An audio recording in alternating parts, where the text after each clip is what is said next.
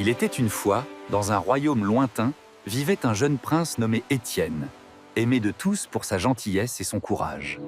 Quel magnifique jour! Je sens que quelque chose de merveilleux va arriver aujourd'hui. Le roi Philippe régnait avec sagesse et justice, veillant toujours sur son peuple et son fils bien-aimé. Mais au cœur de la forêt sombre vivait la sorcière maléfique Morgana, jalouse du bonheur du royaume. Morgana prépara une potion maléfique, conçue pour maudire le prince et lui arracher son bonheur.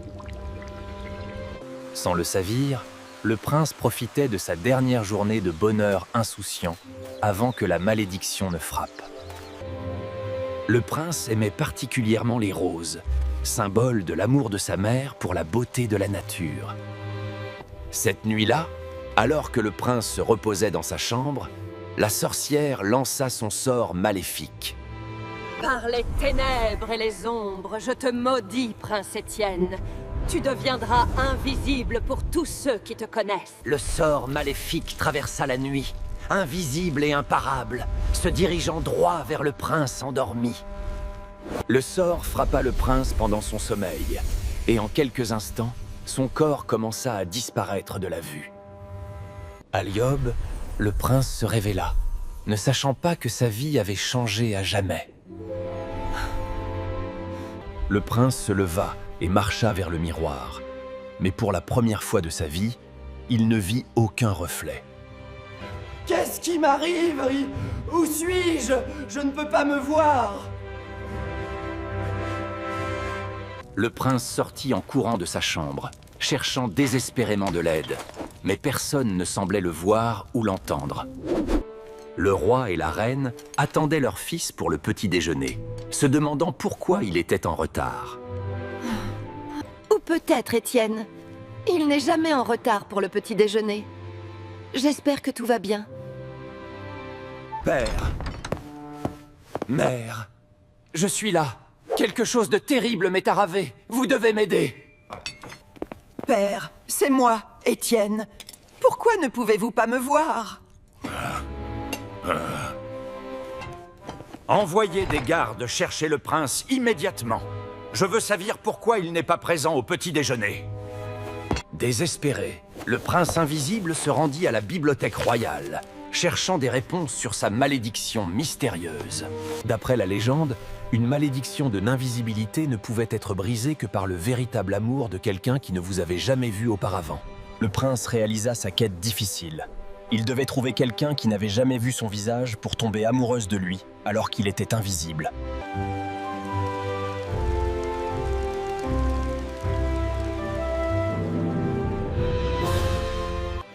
La princesse Amélie passait ses journées dans la roseraie, rêvant de rencontrer son véritable amour un jour. Cependant, la princesse n'avait jamais voyagé au-delà de son propre royaume et n'avait jamais vu le prince Étienne. Par chance, leur chemin était sur le point de se croiser d'une manière magique. Le prince invisible entreprit un voyage vers le royaume voisin, espérant rencontrer quelqu'un qui pourrait briser sa malédiction. Le voyage fut long et ardu, mais le prince persévéra, motivé par l'espoir de retrouver sa forme visible et de rentrer chez lui. À la tombée de la nuit, le prince atteignit le royaume d'Amélie, fatigué, mais déterminé à trouver sa rédemption. Épuisé par le voyage, le prince se reposa près de la fontaine du village, se demandant comment il pourrait jamais rencontrer une princesse alors qu'il était invisible. Dans la chambre de la princesse, une lumière brillait alors qu'elle lisait dans son lit, sans savoir qu'un prince invisible était arrivé dans son royaume. Et ils vécurent heureux pour toujours. Oh, comme j'aimerais trouver mon véritable amour un jour. Son cœur battait fort alors qu'il la regardait rire et parler avec les villageois, sa gentillesse rayonnant comme le soleil. Le prince voulait attirer son attention, alors il fit discrètement tomber une pomme de l'étal près d'elle. Oh. Quel vent froid et strange! La princesse ne pouvait pas voir le prince, mais quelque chose en elle ressentait une présence mystérieuse, comme si quelqu'un se tenait tout près. Le prince invisible commença à suivre discrètement la princesse, voulant en apprendre davantage sur elle avant de révéler sa malédiction. Les fleurs du jardin, si belles et douces, apportent la joie à mon cœur chaque jour. Le prince tomba de plus en plus amoureux à chaque instant, captivé par sa voix mélodieuse et son esprit gentil. Cependant, le prince n'était pas le seul être magique dans le royaume. Un lutin espiègle nommé Félix vivait dans la forêt enchantée. Une malédiction d'invisibilité! Je sens sa trace menant vers les jardins. Comme c'est intéressant! Oh, merci aux cieux. Enfin, quelqu'un qui sait que je suis là. Je suis sous une terrible malédiction et j'ai besoin d'aide. Le lutin réfléchit au problème, connaissant bien les malédictions de invisibilité d'après les légendes anciennes. Je l'ai! Pour briser la malédiction, vous avez besoin de l'amour véritable de quelqu'un qui ne vous a jamais vu. Et j'ai vu comment vous regardez la princesse. Mais comment puis-je faire tomber quelqu'un amoureux de moi quand elle ne peut même pas me voir? C'est impossible! Ah, mais voilà où ma magie de lutin peut aider. Je ne peux pas briser la malédiction, mais je peux vous rendre capable de communiquer avec elle de manière spéciale. Le lutin conduisit le prince à une clairière enchantée et commença un rituel magique ancien. Esprit de la forêt, esprit de la nuit, donnez à ce prince le don de la lumière. Pas pour les yeux. La magie du lutin imprégnait le prince, lui accordant des capacités spéciales pour toucher le cœur de la princesse malgré son invisibilité. Voilà! Maintenant, vous pouvez créer des signes magiques visibles, écrire des messages et même jouer de la musique que la princesse peut entendre. Le lendemain matin, sans le savoir, la princesse était sur le point de vivre l'expérience la plus magique de sa vie. Le prince invisible se tenait à proximité, nerveux mais déterminé à utiliser sa magie nouvellement acquise pour communiquer avec elle. Qu'est-ce que... Une rose faite de lumière! Comment est-ce possible? Est-ce de la magie? La rose était intangible mais chaleureuse, comme de la pure gentillesse transformée en lumière. Y a-t-il quelqu'un ici? Un esprit magique peut-être? Merci pour ce magnifique cadeau. Le prince utilisa sa magie pour écrire un message que la princesse pouvait lire. Mon ami? Quel genre d'ami magique êtes-vous? Pouvez-vous vraiment m'entendre? Pouvez-vous écrire plus? Ainsi commença une amitié extraordinaire entre une princesse visible et un prince invisible, communiquant à travers la magie et le cœur. Jour après jour, la princesse et son ami invisible passaient du temps ensemble, partageant des pensées, des rêves et des rires silencieux. Je n'ai jamais eu d'amis comme vous. Même si je ne peux pas vous voir, je sens votre présence réconfortante. Le prince invisible avait aussi développé de profonds sentiments pour la princesse, mais il avait peur de révéler sa vraie nature.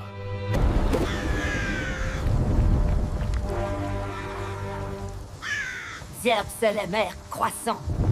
Non! Le prince invisible trouve l'amour malgré ma malédiction? Cela ne peut pas être! Je dois intervenir personnellement!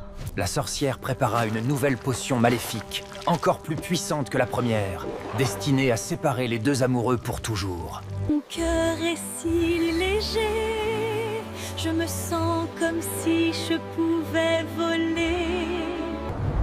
Soudain, une tempête contre nature éclata, assombrissant le ciel ensoleillé en quelques secondes. Princesse stupide!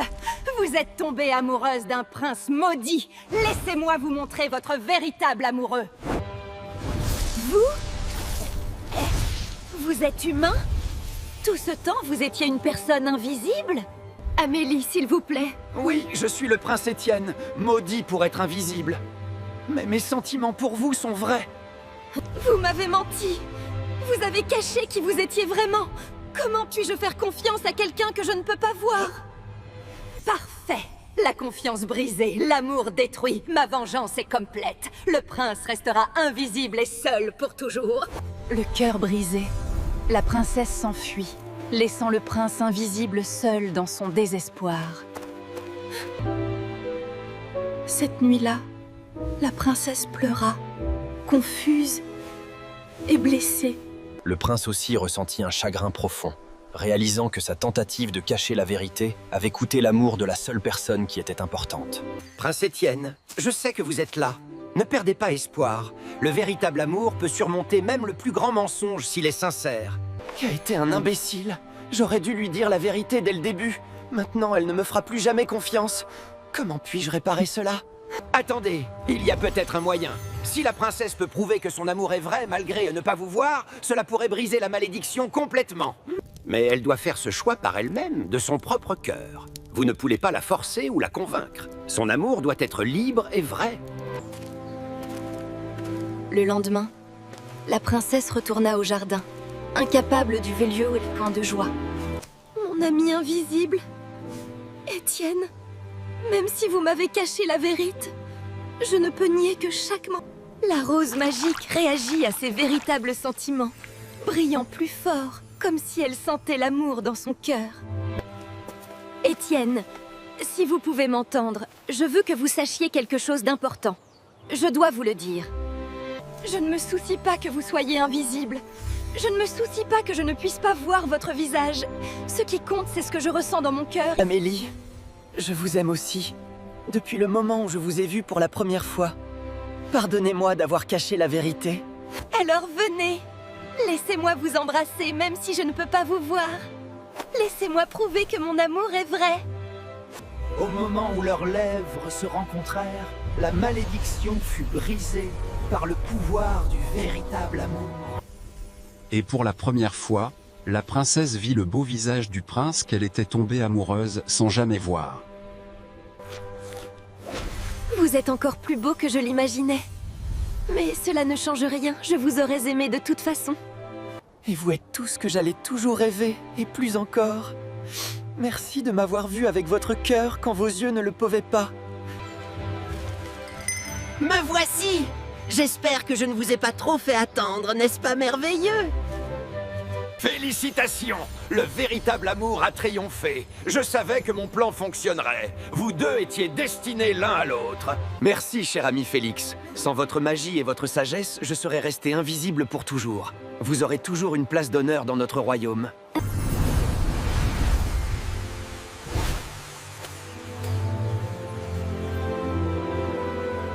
Non!